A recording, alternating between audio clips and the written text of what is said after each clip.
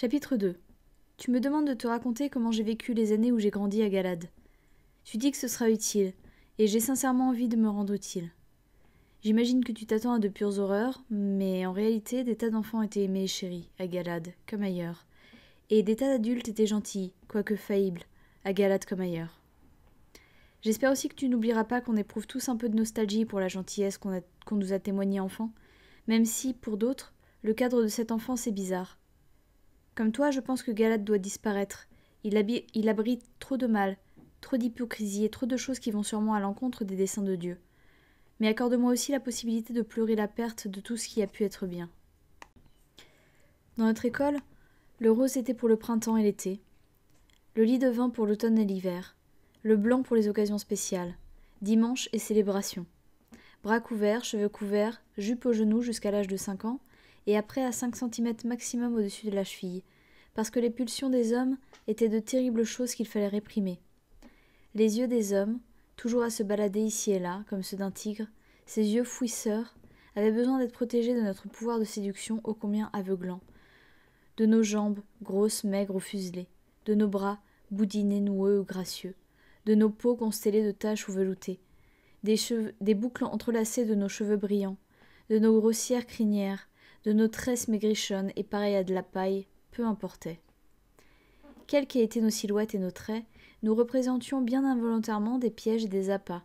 Nous étions des causes innocentes et irréprochables qui, par notre nature même, pouvaient susciter chez l'homme un désir enivrant, qui le faisait tituber, chanceler, basculer par-dessus bord. Le bord de quoi, nous demandions-nous? D'une falaise? D'où il dégringolait, auréolé de flammes, telle une des boules de soufre brûlant lancées par la main furieuse de Dieu. Nous étions les gardiennes d'un inestimable trésor qui existait en nous, caché au regard. Nous étions des fleurs précieuses qu'il fallait préserver sous terre de crainte qu'un guet-apens ne permette à des prédateurs rôdant, peut-être à chaque coin de rue, de ce vaste monde acéré où le péché régnait en maître, de nous arracher nos pétales, de dérober notre trésor, de nous mettre en pièces, de nous piétiner.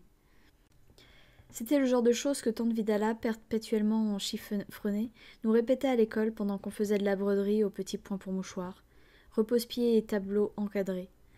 Vases de fleurs, compotiers et fruits représentaient les motifs de prédilection. Mais tante Estée, notre prof préférée, affirmait que tante Vidala exagérait, et qu'il n'y avait aucune raison de nous insuffler cette peur bleue, dans la mesure où une telle aversion risquait d'avoir une influence néfaste sur nos vies de femmes mariées. Tous les hommes ne sont pas comme ça, mes petites, disait-elle pour nous réconforter. Les meilleurs sont de nature supérieure. Certains font montre d'une honorable maîtrise de soi, et lorsque vous serez mariés, vous verrez les choses de manière bien différente. Elles ne seront pas du tout aussi effrayantes. Ce n'était pas qu'elle y connaissait grand-chose, puisque les tantes n'étaient pas mariées. Elles n'en avaient pas le droit. C'est pour ça qu'elles avaient accès à l'écriture et aux livres. Le moment venu, vos pères et mères et nous, vous choisirons un bon mari, ajoutait tante Estée. Donc inutile d'avoir peur. Bornez-vous à apprendre vos leçons et faites confiance à vos aînés pour arranger les choses au mieux. Et tout se déroulera comme il se doit. Je prierai pour. Cependant, en dépit des faussettes et du sourire affectueux de tante Estée, c'était la version de tante Vidala qui l'emportait. Elle se matérialisait dans mes cauchemars. La serre volait en éclats, puis venait la mise en pièces, le piétinement des sabots et les morceaux de mois, roses, blancs, vin de lit, éparpillés sur le sol. La perspective de grandir, d'être assez grande pour le mariage, me terrorisait. Je n'avais pas confiance dans les choix judicieux des tantes, je craignais de finir mariée à un bouc enflammé. Le rose, le blanc et le lit de vin étaient une règle pour les enfants, spéciales que nous étions.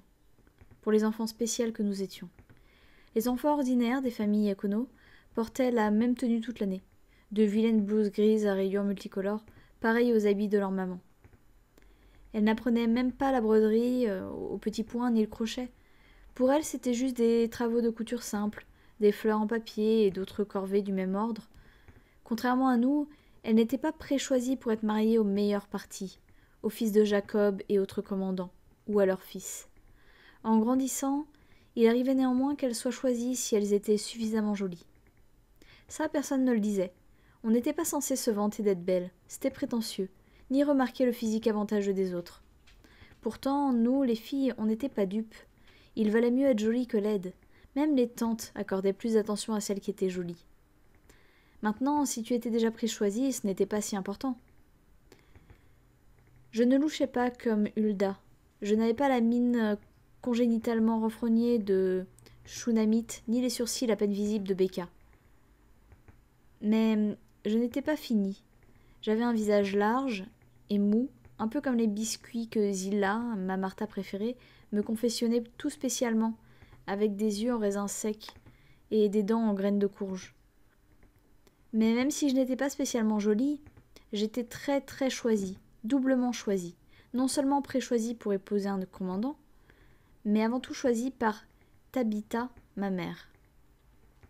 C'est ce que Tabitha me répétait régulièrement. En allant me promener en forêt, je suis arrivée devant un château enchanté où étaient enfermées des tas de petites filles auxquelles de méchantes sorcières avaient jeté un sort. Aucune d'elles n'avait de maman. Je possédais une bague magique qui a ouvert le château, mais je ne pouvais délivrer qu'une seule petite fille. Je les ai donc toutes regardées attentivement, puis je t'ai choisi, toi, entre toutes.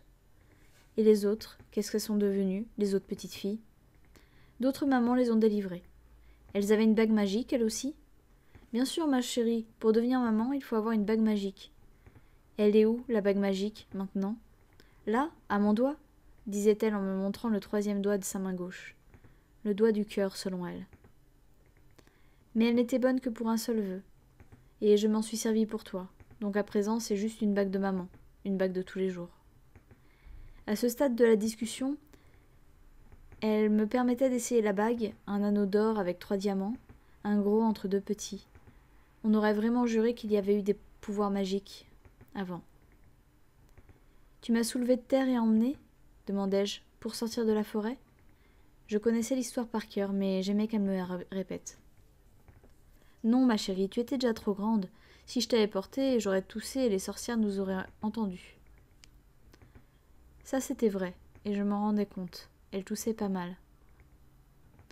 Alors je t'ai prise par la main et on est sorti du château sur la pointe des pieds pour pas que les sorcières nous entendent. Toutes les deux, on faisait chut, chut. Et là, elle portait le doigt à ses lèvres, et je l'imitais, et je refaisais chut, chut avec délice. Et après, il a fallu traverser la forêt à toutes jambes pour échapper aux méchantes sorcières, parce que l'une d'elles nous avait vu franchir la porte. On a couru, puis on s'est caché dans un arbre creux. C'était très dangereux. Je gardais en effet un vague souvenir d'une course à travers une forêt, où quelqu'un me tenait par la main. Est-ce que je m'étais cachée dans un arbre creux? Il me semblait bien m'être cachée quelque part, donc c'était peut-être vrai. Et après, qu'est-ce qui s'est passé? Demandai-je. Après, je t'ai emmenée dans cette belle maison. Tu n'es pas heureuse ici? On t'aime tant tous autant qu'on est. N'est-ce pas qu'on a eu de la chance toutes les deux que je t'ai choisie? Elle passait le bras autour de mon épaule, et je me blottissais tout contre elle, la tête nichée contre son corps frêle. Je devinais ses côtes saillantes. L'oreille pressée contre sa poitrine, j'entendais son cœur qui cognait à tout rompre. De plus en plus vite, pensais-je, comme si elle attendait que je dise quelque chose. J'avais conscience du pouvoir de ma réponse. Je pouvais la faire sourire ou pas. Que dire sinon oui et oui? Oui, j'étais heureuse, oui, j'avais de la chance. De toute façon, c'était vrai.